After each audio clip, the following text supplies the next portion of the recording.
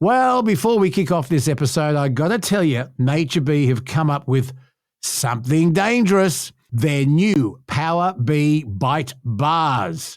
Chocolate caramel or peanut honey choc chip. They taste so good, you're going to forget they're healthy. Packed with protein, boosted with power pollen, they're perfect for the road, perfect for the shed, perfect for the man cave, perfect anytime you need a quick lift. And they're paired beautifully with your daily power pollen capsules to create the ultimate wellness routine. Links are in the description right now, but stick around, I'll tell you more.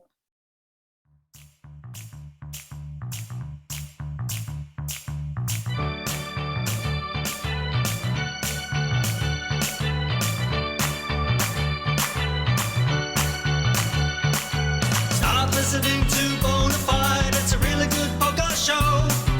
Available on Spotify, it's a really good download. Stop apologizing for missing an episode. Time is short, life is good. It's time for us to tune to a podcast man cave. Yeah!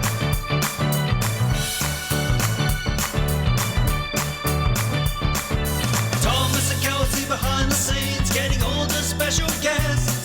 The different segments, hooks and jokes. Fridays are the best. People send in voicemail and get things off their chest.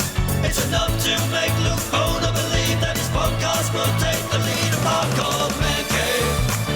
Yeah! With the vice captain, Adam McDonald. Look who's dropped in on the podcast. Time for a chat with the vice captain of the man cave, Adam McDonald. The millennial is also with us. And yes, I can tell the weather is heating up in Canberra. Done and dusted. Short sleeves. Oh, It's beautiful weather. I went swimming on the weekend. Went down to Batemans Bay, got in the water. It was fucking cold, but I did it. It was nice. when I was working in Canberra, these statistics came out, and the number of people that either drown or need saving at Batemans Bay in the ocean are from Canberra. Oh, they are. It's a thing. Like, I went down because it was a long weekend. I didn't go down I just drove down on Sunday just for the day. But if you get out of town on Saturday, like it's everybody in Canberra is in Batemans Bay. It's a thing. Yeah, everybody's there. It's almost Canberra's most eastern suburb. Yes, it is. So what have you been up to, Vice Captain? What's gone under the hammer? I've got a couple of interesting little things. I've got a couple of good motor cars in my showroom at the moment. I've got a Fiat 500, which is a Fiat Bambino. You know, you could probably fit it in a backpack. It's a tiny little thing. It's been souped up. It's super fast. It's like driving a slot car. And I've got an English Riley, which looks like, for those who don't know, the English Rileys, it looks like a Mini, but a sedan. It's a very cool. It's a very cool little car. So I've got two nice little vintage cars in the showroom at the moment. So have a look online. A question about auctions. I was watching a documentation. What? I was watching fuck me. I was watching. Shut the fuck. I was watching a doc. Don't you put this in? I was watching a documentary on the housing crisis, and anyway, they were talking to an auctioneer who about the question of underquoting, and the auctioneer said something I thought was really interesting. He said, we, the agents and the auctioneers, often don't know what the reserve price is until the day of the auction. So how the agent can underquote when they don't even know what the reserve is interesting. But he said also he has done a house auction and never knew, even while the auction was going on, whether or not the property was for sale yet. And then when the bidding lulled, said, I'll just have a talk to the vendors, and said, we're not there yet, and put in a vendor's bid, which still didn't get them there, and it passed in. So when you're auctioning anything, Graham, Kelsey, can you slap me in the face? Just do it now. Who are you? Oh, if I could, I would. Trust me.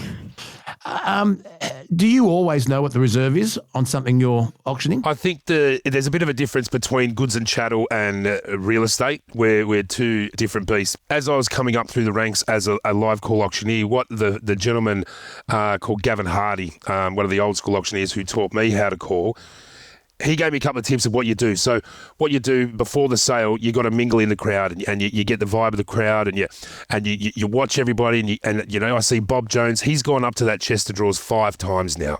I've got him. He's already in my pocket. Wood duck. He's the wood duck. I know he wants to buy it. I've just got to sort of get him to where I think he should get. So when and standing on the rostrum, you see a lot of things like, I don't give a shit how many auctions you go to, how experienced you are. Everybody's got to tell.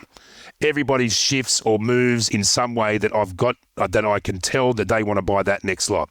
There was a fellow that I used to deal with, an older Italian fellow, that he would buy all the mid-century stuff, and I would know, I could pretty much pick every single lot that he was going to buy that day before he even walked in the fucking room, because he would shift his feet, he would turn around, and I'd say, Gino, I've got you. Like, I know you're going to buy it. I know how much you're going to pay for it. And it was my job as an auctioneer to get him to pay what I think it was worth. So he takes a bid, and I say, it's with you, sir. And then I'll say, it's behind you.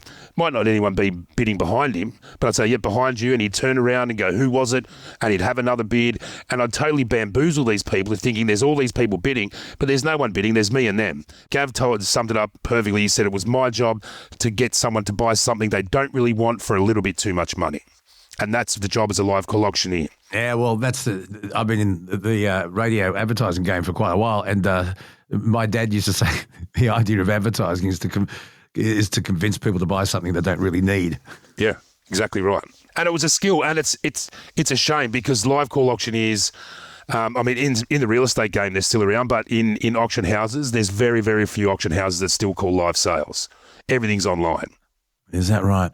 You know what baffles me is when people don't understand what commercial radio is. Like the amount of people that will comment saying, oh, like you read those ads too much or you do this and it's like, do you not understand what commercial radio is? Like that is how people get paid. Like that's the whole point of commercial. Turn on the ABC if you don't want to hear it, exactly. You know? I know they don't get it. How do they think that people get paid? It's through the selling of commercials. But the auctioneer said something else before we move on to some hot topics, Vice Captain. He said sometimes it's a good strategy of the vendor not to let the auctioneer know what the reserve price is while the auction's going on, because once the auctioneer knows it's on the market and it's reached reserve, they can get lazy. That's right. That's right. But see, that's the difference between real estate auctioneers and goods and chattel. You've got that time. You know, you're calling one lot. It's one house. You've got half an hour or an hour or whatever it takes. Like I remember the auctioneer that sold my mum's house. He was almost like a bully, you know, like bullying people. Are you going to bid again? Are you going to bid again? You're going to miss out. And I found it quite obnoxious. When I was calling the auctions, I'd make you laugh and I'd be entertaining and funny and witty. But this guy was a prick. Like if I was at that auction, and I said this to my mother, if I was at that auction, I would have put one on his chin and walked out. That's how rude I found him. Well, funnily enough, when Nathan and I were trying to buy our apartment, there was this one real estate agent that we just got to a point that anytime she was listed on a property, we just wouldn't bother because she would chronically underquote. But the first auction that we went to, they did the whole, you know, let's start the bids or whatever. And Nathan put his paddle up and said, I don't know, some number that was well within the range that the real estate agent gave us. And Nathan got told, oh, come on, mate, give us a serious bid. And like that was how it started. And then they were like, we're not accepting that. And we were like, what? They insulted you. What do you mean? And so the agent's given them a price range, Adam. Yeah. Nathan's put up his paddle within that range and they insulted him. Yeah. It's weird. They're a different breed, the real estate auctioneers, but I don't know how they get paid. Do they get a cut? Do they get a commission? I think sometimes it's a commission, sometimes it's a flat fee. I don't think they do. I think they get like a couple $100 to call it. Next time I talk to Charles Tarby, I'll ask him, because Charles used to be an auctioneer.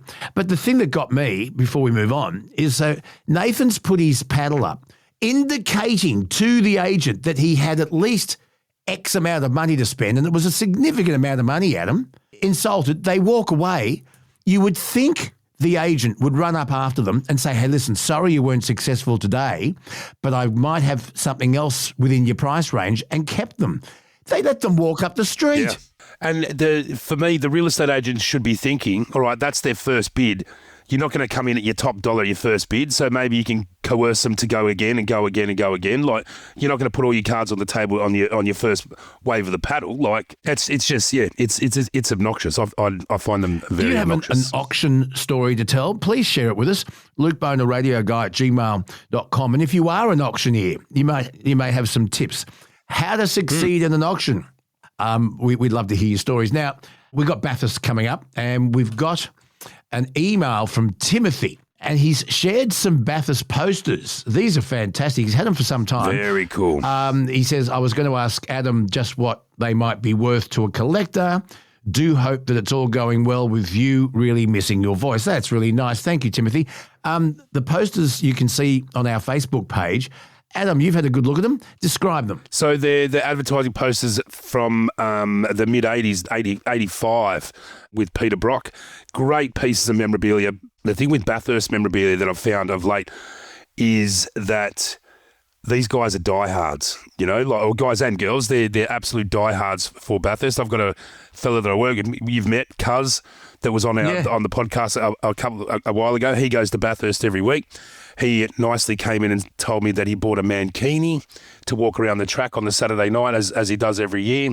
The Ford and Holden fans, they're absolutely tragic. So those posters would be absolutely gold in someone's man cave or womb tomb. I reckon that if you put them up around and sold them around Bathurst, you'd be probably looking at maybe $400 or $500 each. Yeah.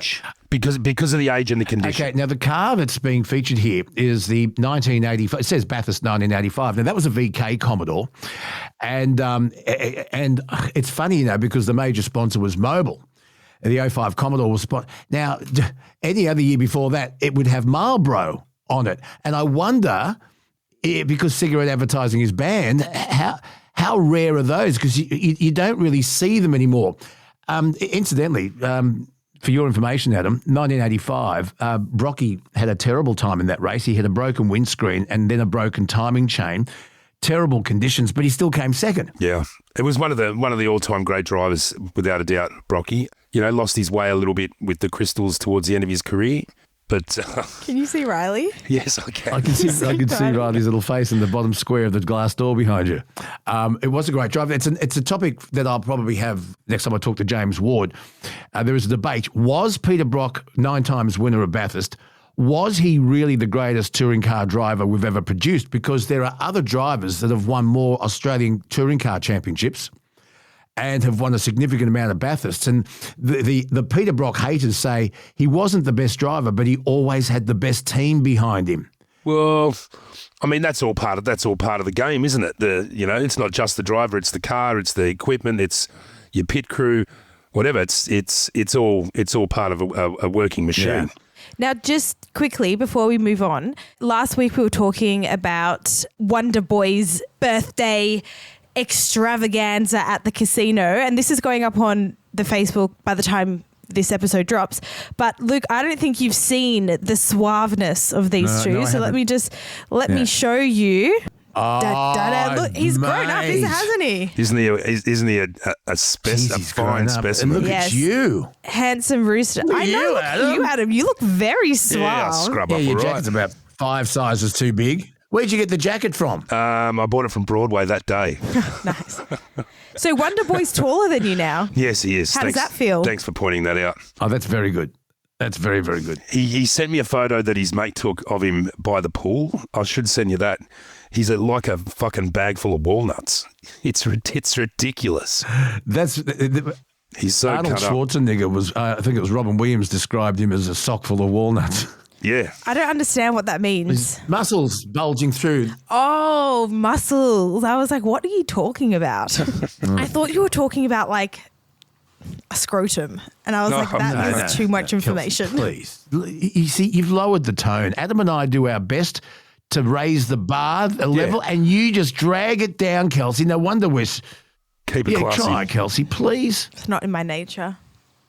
Got an email from a listener in the Netherlands, Jujan. I'm going to paraphrase because it is a long message, but he says education is about conformity. So with homework, you learn to conform. You conform to what Einstein told you in books. You conform to Newton. You conform to reading English literature. You learn and conform to what the faculty member / professor wants you to learn. But did you learn about Einstein figuring out the faster than light possibilities bending space-time? No, because you conform to the teaching of nothing with mass can go faster than light. You, as in me, saying to Luke, you do not go to university means, Luke, you did not follow the path of conformity. Lord knows that's true. Luke is self-taught and wise by life and maybe has a non-conformist way of thinking. Nothing wrong with university. You learn to think wide, empirical, and you will be able to quickly interpret wide sets of data and resolve it in a quick analyst result. That will get you somewhere in society regarding work. So, Adam, what do you think about Jean's take on education? I think opinions should be checked at the door. I can tell you a story. I did year 11 and 12 biology. I had the same teacher for both years. Let's just call him Mr. D. Now, Mr. D would teach the biology class. The class went for 55 minutes. For 45 minutes, he would teach us about evolution and all that sort of stuff. But then he'd say, all right, students, put your books away. What I just told you is not true because I believe God created everything. And then he would give us a scripture lesson. Oh, that's for right. the last 10 minutes. You know, the last 10 minutes, you see the headphones go into ears and just whatever, dude. Like preach the word. If that's what he believes, that's what he believes. But you can't teach one thing that textbooks say and then go, well, this is my personal opinion. Well, it's interesting you should say that because in Western Australia, teachers have now been told to avoid sharing their personal views on divisive topics. Public school teachers have been told to avoid sharing their personal, religious or political views when discussing divisive topics in the classroom under new Education Department guidelines. A document leaked to the West Australian revealed the state's public school teachers have been directed on how to handle controversial topics around cultural, religious and social justice issues that divide opinion. The guidelines were produced after the Australian Education Union called on ministers and government departments to provide clear, consistent guidelines for teachers discussing global conflicts and other issues. Now, that's really interesting. It kind of goes hand in glove with what you just said about your teacher teaching you the curriculum and then saying, I don't believe in the science, I believe in creation. But there's also heated debate over teachers' say personal opinions on climate change, on what's happening in the Middle East, the rights and wrongs of Israel and Palestine, and so on and so forth. What do you make of it? What if the curriculum, what if the textbook was written by a professor or whoever who has a strong opinion and is not presenting you with fact, but indeed they're bent on something that's happened? Yeah, that's right. So you're just going off historically what's already written down, but there's going to be some subjects that you want to create debate. Like Wonder Boy did legal studies through his HSC, and he absolutely loved it because he could get up and he could argue with people. You could put your case. He could put his case forward, and the teachers want to encourage debate and encourage opinion, and so there's going to be subjects like maths, science, English. You can be quite rigid, but there's going to be those other subjects that you want students to be using their nous and their opinions to form an argument, regardless if they're right or wrong. But you need to learn how to put your opinion forward in a correct way. Yeah, it's an interesting one. Teachers preaching their opinions in the classroom. Not unless their opinion is going to be tested. Teachers teach the syllabus, and then unless you're in a debate class, then no. Sharing it, I get you, yeah. And Jean, you're quite right. I'm not educated. I didn't go. Well, I did. I actually have 3 PhDs and 4 masters. Oh, the University of Life. From the University of Life. Yeah, knew that was coming. And let me just say for context, I said that when Luke was talking about a story about university research, and I said Luke doesn't understand university research, which you won't because you didn't go to university. So, it's hard for you to I'm proud of it. Contextualize university research when you've never been. I'm proud of it. Anyway, shall we move on, Adam? Yes. Believe it or not, I didn't go to uni either. No. I'll just throw that out there. No, believe it or not. But what does Wonder Boy want to do? Oh, he wants to open his own gym. Yeah, he wants to open his own gym. What Wonder Boy wants to do, he wants to teach ADHD kids and autistic kids how to do jiu-jitsu. That was from his words from his own mouth. The kid's an absolute sweetheart. I love that. I think that's I love sensational. that. Because of his ADHD, which was off the Richter scale, he found that doing jiu-jitsu and having something like that to concentrate on totally got him through school. Yeah, absolutely. So he sees the benefits of being fit and being active, and as well as having something to concentrate on outside of school. It really taught him how to take the learning that he did at the gym and put it into the classroom. How good is that that's great. gave him, a sense of purpose and a direction as well? Because it's really hard for kids to know what they want to do when they get out of school. Absolutely. Can we get Wonder Boy on one day? Well, I'm picking him up on Saturday, so he'll be here next week. Let's get him on. He'll love it. Let's get him on next week. But I also put it down because I moved down to Canberra and Wonder Boy stayed in Sydney. I also put it down to his coach, and his coach being a real mentor for him. And we had this, and this is what his coach said when Wonder Boy was fucking around at school. We had a sit down with coach, and the coach said to him, Wonder Boy, when you teach class at the little kids and someone's messing around all class, what happens? He said, well, the class is ruined for everybody. No one learns anything. And coach said, that's what's happening at school. And you saw the penny drop. And that's when Wonder Boy went, fuck, it is. I'm ruining it for everyone. And literally from that day, it turned. Yeah. So it's all about having good parents, a good hobby like jiu-jitsu, and massively a good mentor, which Coach Aaron he's is. very lucky. We'll get him on. Props to him. Yeah, Very. Wonder Boy coming up soon here on The Man Cave. Now, look, this is a story that Kelsey and I talked about briefly the other day. I'm dying for your opinion on this. When you're in retail, and you know this, Adam, the last thing you want to do is piss your customers off. Totally. Now, I could never understand the strategy behind Costco charging people a membership fee for the luxury of shopping there, but they got away with it. It worked. But this is at the other end of the scale. You've got a South Australian op shop that has left me scratching my head. A member of the popular Facebook group Op Shopping Australia posted a photo taken in Burra following a window sign at a store called Goosey Goosey Gander. It's an op shop, Vice Captain. They're charging a $5 fee to come in and browse. For regular customers, though, it's free. This blows my mind. I was speaking to a friend who's got an op shop up in North Coast, New South Wales about this yesterday. She said to me that even in the name, Goosey Goosey Gander, that means to have a look. Yeah, it does. I don't know how the fuck they think they're getting away with. So if you go in there, and because it's an op shop, shit's cheap. You go in there, you pay your $5, you buy something for $3, you get $2 back. It's ridiculous. It is absolutely ridiculous. They'll get drummed out of town. These op shop buyers, they're called cockies, what we call them in the game, is where you go out and you're buying stuff and flipping it over. All these people are not going to put up with it. They're not going to put up with it. It's ridiculous. I think what they're trying to do is to scare away people who will take the goods, buy the goods, and not leave them for the locals who really are in desperate need of them. There is an argument, criticism of op shops now, Salvos, Vinnies, all of them, and it depends on what postcode they're in, that they're charging way too much, that people are going into op shops and they're charging way too much. Now, just remember, every cent made at a Vinnies and Salvos goes to charity. The people who work there are usually volunteers. So their MO is to make as much money as possible. But is their MO also to service people who are very, very poor and need that stuff? What's the line? I can let you in on a couple of secrets here. Those big charities, they hire people like me to go in and say, that's what this is, that's what it's worth. Really? And yes, and they'll go in and say, well, that's a piece of Scandinavian art glass or whatever. It should be worth a couple of $100.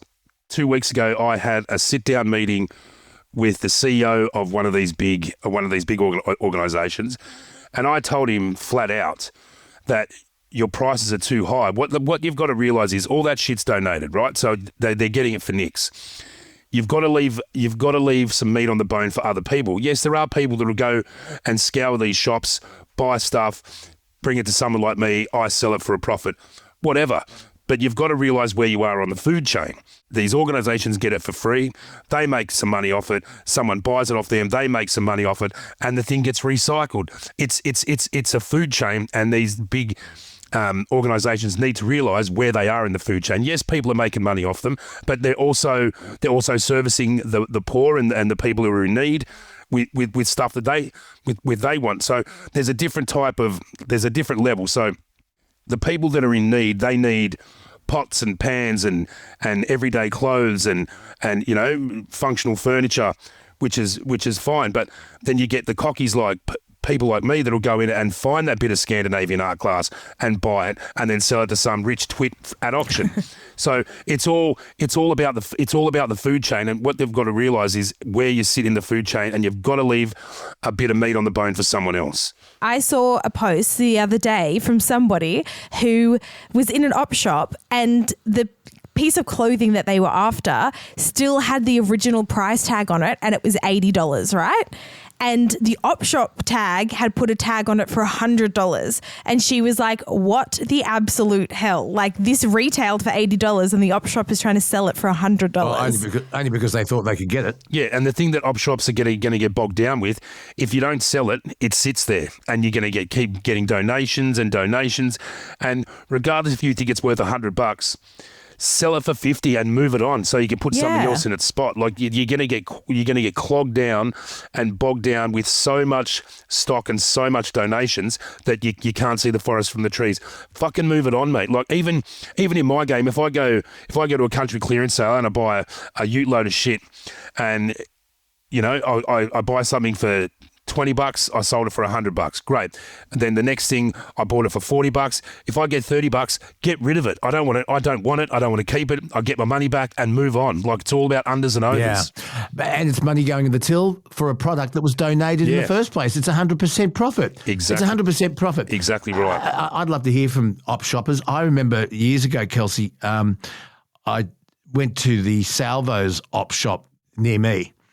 And I was there because Jacob was going to a Greece theme party, and he wanted to see if he could find a leather jacket.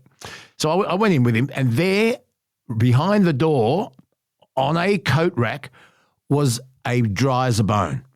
And Vice Captain, it was in great condition. Now, they're worth $300. They're very, very good coats. I forget the price, but it was serious. It was something like $30. And I went, you're kidding. Put it on. It fitted. So I was talking about it on the air. I said, you won't believe the deal I got in this dry as a bone. Adam, I got hammered by listeners saying I had no right to buy that dry as a bone. I should have left it for someone who was in more need. I got hammered. No, fuck that. No, I mean, no. It's there to be bought. Like, it's there to be sold. Like, just because you've done well for yourself doesn't mean you don't need a bargain. And also, the actual chance of you finding something like that in an op shop is really high. I reckon people come across maybe like a handful of really good finds at an op shop in their whole life, unless you're going to op shops like every day. Like, I've only ever found like something that's like a real bargain like once. Yeah, that's true. Like, I hit them up all the time, and I very rarely buy anything. It's a and I think it's directly from the growth of these fucking stupid shows that were on television about buying something old and then selling it on. Now everybody's half an expert. Well, you started it. Everybody does. You started it with your TV show, Aussie Pickers. You hypocrite. You got us all interested with your TV show. But that's the thing. It's like everybody's half an expert, and you've got Google Lens and all this sort of shit. Like, it's an Antiques Roadshow. And can I just say, I love Antiques Roadshow. It's so good. It's one of my favourite shows. I never watch it, but Nikki watches it every afternoon. It's about 4:30, and just one thing on the dry as a bone. True story. So I bought it, and we had a particularly dry, mild winter that year.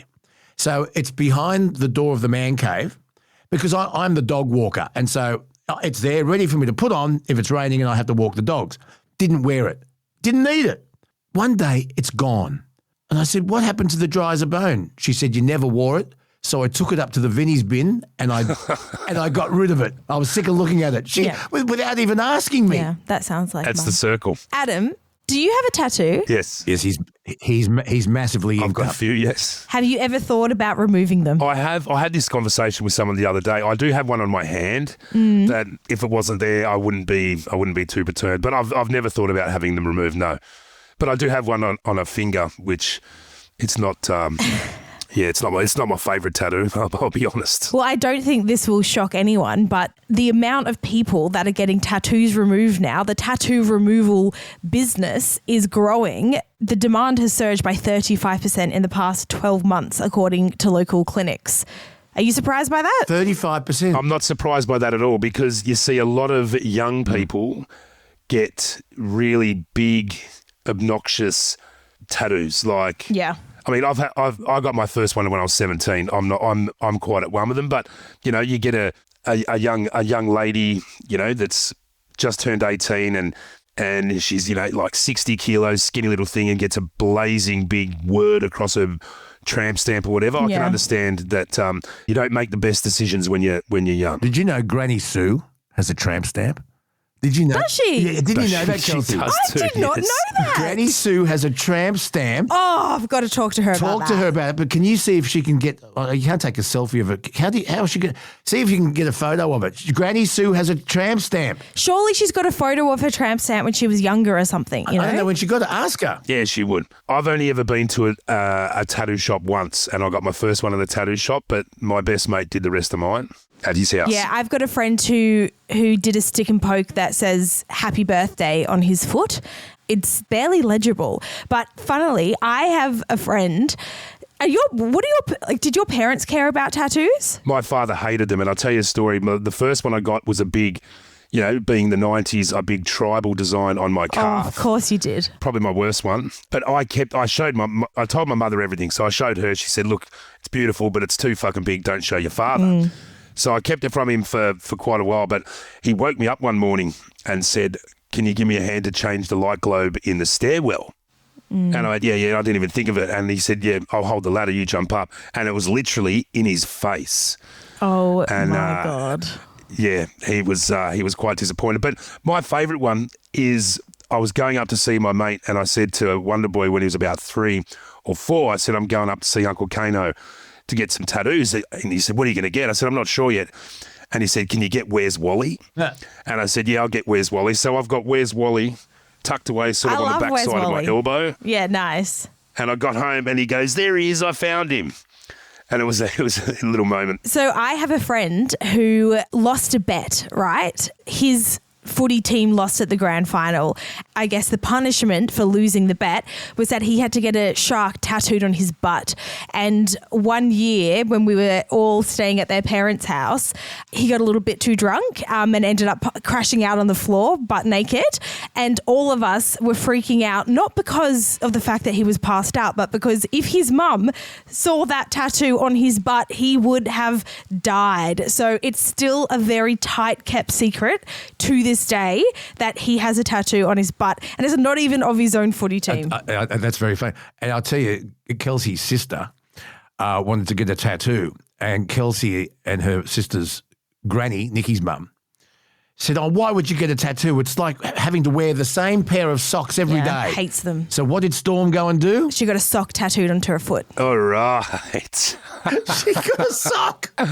That is so good is good. that? It is really good. It's very cute. That is so good. What is it? Is it just like a hem? It's literally just a it's a tiny sock. little icon of an ankle sock. Oh, Yeah. I thought you meant like it looks like you're wearing a sock. it's No, actually a She tattoo of a just yellow it's like sock. a tiny little icon of an ankle sock. Yeah, I get it. I think it's very good. Yeah, Hey, listen, great. are you going to go? What are you auctioning today? What are you doing? What have I got today? I've got those 2 nice little motor cars. What I'm going to go and have a look at tomorrow, and it's up in sort of out near Braidwood, is a complete working commercial gin distillery. Oh, wow. So if anybody wants to get into the gin game, I might be able to sell you a complete commercial gin distillery. Wow. I'm going to go out there. I'm going to get a couple of bottles. He distills gin and vodka at the moment. So hopefully he's just sold his farm, and I'm hopefully going to be able to sell the distillery for him. I'm not a fan of gin.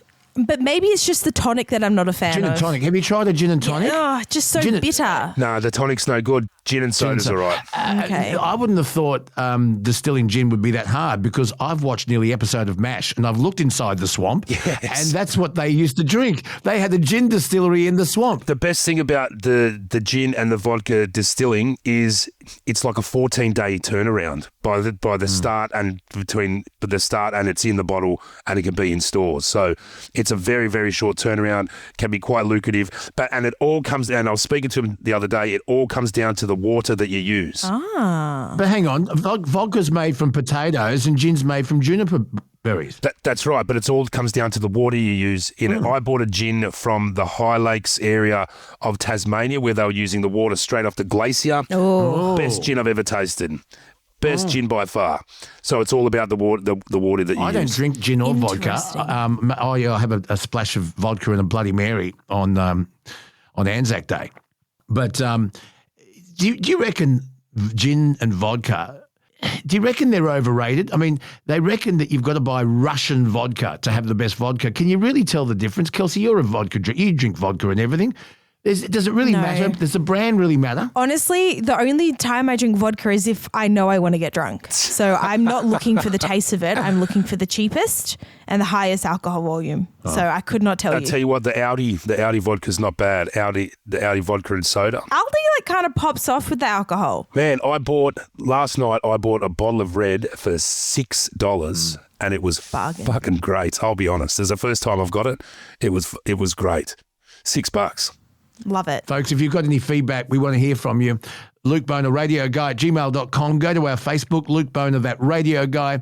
Adam McDonald, general manager of All Bids. Good to see you, vice captain and millennial. You and I will talk soon. Good to see you, Skip. Hasta la vista. Thanks, Kels. So thank you so much for listening. Please keep the feedback coming because we thrive on it. We are nothing without you. Can you share? Can you like? Can you tell your friends about it? Can you download? Can you, I don't know, just do whatever it is you have to do so that we can keep this podcast going. It's called Bonafide with me, Luke Boner. The millennial is here. It's the show where we don't tell you what to think. We just like to give you something to think about. And do you have a thought of the day today? Please I make it have. good. Please make it good. It's not, it's a real thought that I had the other day. God. How come they say tuna fish sandwich, but they never say chicken bird sandwich? Goodbye.